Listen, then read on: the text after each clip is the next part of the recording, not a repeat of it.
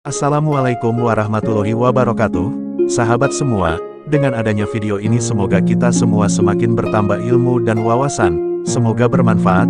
Jangan lupa like, komen, dan subscribe. Terima kasih. Di video kali ini, Mimin mau memberikan dua pandangan tentang hukum tahlilan. Pandangan pertama oleh Ustadz Syafiq Basalamah, yang kedua oleh Ustadz Abu Ya Ar-Razi Hashim. Yuk kita dengarkan. Semoga bermanfaat. Kenapa dia kalau ada jenazah meninggal, mereka harus mentahlili sebanyak 7 hari, nanti sampai 140 hari, 100 hari, setahun. Mereka itu cinta sama yang meninggal dunia sebenarnya. Jadi landasan mereka mengadakan acara tersebut cinta kepada orang yang meninggal. Ini kita husnudzon ya, kita berbaik sangka. Karena ada orang tua yang kadang-kala ngomong sama anaknya, nak kalau ibu meninggal dunia engkau tahlili enggak? Enggak bu, engkau enggak cinta sama ibu kalau gitu. Karena dia pikir inilah bentuk cinta keluarga kepada yang meninggal dunia. Sekarang bagaimana memahamkan mereka? Rasulullah SAW ketika mengubur jenazah, bagaimana? Setelah selesai penguburan jenazah, bagaimana? Ketika yang meninggal putrinya Nabi SAW, meninggal Zainab, meninggal cucu bukan cucunya, meninggal anaknya Nabi Ibrahim, meninggal Ruqayyah, meninggal Ummu Kalsum, meninggal Khadijah. Apa yang dilakukan Nabi SAW? Meninggal pamannya Hamzah. Apakah Nabi mengadakan tahlilan? Kalau itu bentuk cinta. Karena ada yang lebih parah lagi ya. Ketika tidak mengadakan acara seperti itu dianggap masa seperti bangkai. Dikubur selesai. Ini kan kalau dikasih permisalan seperti ini, orang kan iya ya, masa kayak kucing mati dikubur selesai, nggak didoain. Apakah benar Nabi ketika mengubur Hamzah itu seperti bangkai? Kalau pandangannya seperti bangkai. Nabi loh, alaihissalatu wassalam, menguburkan sahabatnya, banyak puluhan sahabat yang meninggal dunia. Ketika Uhud itu 70 lebih yang meninggal dunia. Apa yang dilakukan Nabi alaihissalam? Bikin acara di rumah?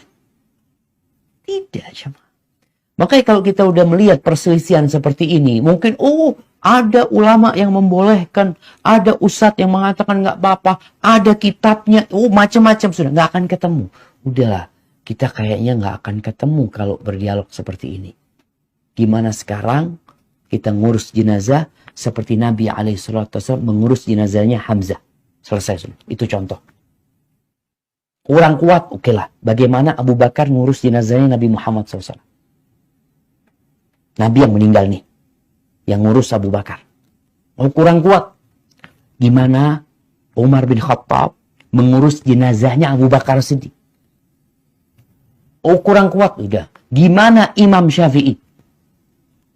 Diurus jenazahnya oleh murid-muridnya. Maka dengan seperti itu tadi kita insya Allah nggak akan terlalu ribut. Cuma sebagai anak hanya bisa menyampaikan. Cobalah ya gimana nih kalau ada orang meninggal di antara kita, kita urus jenazahnya seperti Nabi Muhammad SAW mengurus jenazahnya Hamzah. Apa yang dilakukan setelah menguburkan umpamanya? Ya kita ikuti. Meninggal putri-putri Nabi, apa yang dikerjakan di kota Madinah nih, di Masjid Nabawi. Tapi sekali lagi, anak hanya bisa menyampaikan. Setelah itu, ya dia berdoa buat orang tuanya. Berdoa buat kakaknya. Nanti ada waktu lain, cobalah kak. Mungkin aku salah selama ini, ngasih nasihat. Mungkin aku salah menyampaikan. Mungkin ilmuku juga salah yang aku pelajarin. Tapi, kalau ada perselisihan, lebih baik kita kembalikanlah ke Nabi Muhammad SAW, ke Quran dan ke Sunnah. Setelah itu, ya kita ikutin bagaimana keputusannya. Menjadi kebiasaan atau tradisi di negeri Kapau, apabila ada orang meninggal selama 3 hari di kampung ini melaksanakan tahlilan atau rati. Bagaimana menurut pandangan Tuan Guru? Dulu 2 murid daripada ulama Mekah kurang awak. Ulama Mekah tadi namanya Syekh Ahmad Khatib Al-Minang. Syekh Ahmad Khatib itu berguru kepada Said Bakri Syato, pengarang kitab I'anatul Talibin. Kitab itu diajarkan di Parabe, diajarkan di Tarbiyah Islamiyah, diajarkan di Parabe itu nama besarnya Bu? Sumatera Tawalib, ya. Diajarkan dulu kalau di Payakumbuh dan Darul Funun ada Al-Manar, ya. Madrasah Tarbiyah Islamiyah, semua belajar kitab yang sama, cuma berbeda kurikulum. Guru mereka siapa? Syekh Ahmad Khatib Al-Minangkabawi. Syekh Ahmad Khatib karena mengikuti gurunya Said Bakri Syato, Said Bakri Syato berfatwa peringatan 3 hari, 7 hari itu bagian dari niyahah dan itu bid'ah. Tapi murid Syekh Ahmad Khatib yang lain bernama Syekh Sulaiman Ar-Rasuli, Syekh Sulaiman Jau, Syekh Abdul Wahid As-Salihi tidak sepakat dengan kalam gurunya karena mereka mendapatkan riwayat yang lain.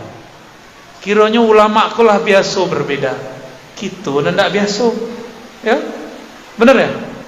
Ulama itu sudah biasa berbeda, kita yang tidak siap berbeda. Ternyata Syekh Sulaiman Ar-Rasuli mendapatkan risalah Imam As-Suyuti. Imam Suyuti mengumpulkan hadis mengenai 7 hari, 40 hari, 100 hari, 1000 hari. Disebut haul.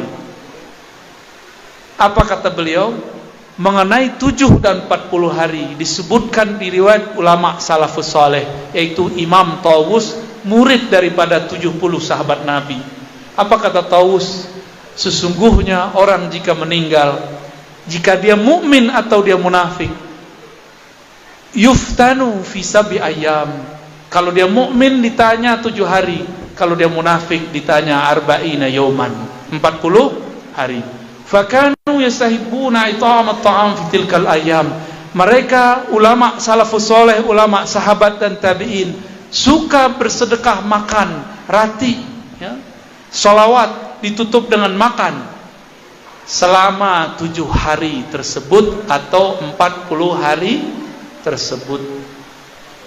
Imam Suyuti kemudian mentahrijh, meneliti hadis ini. Penelitian beliau, ini riwayatnya sahih, diriwayatkan oleh Qudai, Abdul Razzaq, Imam Ahmad dan imam-imam yang lain. Berarti 7 dan 40 hari bukanlah amal Hindu. Itu ada di dalam kitab ulama salafus soleh. Katanya kalau ada salaf yang melakukan boleh. Laukana khairan la sabaquna. Kalau itu baik tentu sudah ada salaf yang melakukannya. Nih ada riwayatnya, kenapa ente tetap tidak percaya? Benar nggak? Oh, nanti mereka cari-cari kesalahan, riwayat ini dhaif.